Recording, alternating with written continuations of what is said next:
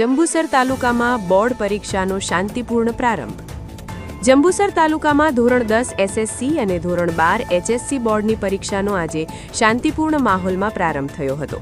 પરીક્ષા સુચારુ અને નિષ્પક્ષ રીતે યોજાય તે માટે ભરૂચ જિલ્લા શિક્ષણાધિકારી શ્રીમતી સ્વાતિબા રાહુલના માર્ગદર્શન હેઠળ વિશેષ આયોજન કરવામાં આવ્યું છે, જેથી વિદ્યાર્થીઓ નિરાંતે પરીક્ષા આપી શકે। જંબુસર શહેરના નીચેના બોર્ડ સેન્ટરો પર પરીક્ષા યોજાઈ રહી છે।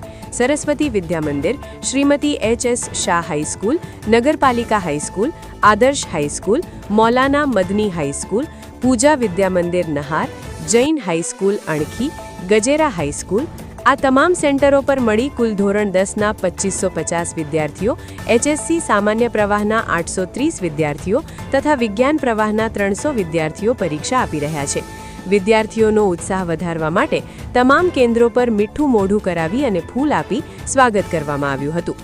સમગ્ર આયોજન શિસ્તબદ્ધ અને શાંતિપૂર્ણ રીતે સંપન્ન થયું હોવાનું જાણવા મળ્યું છે।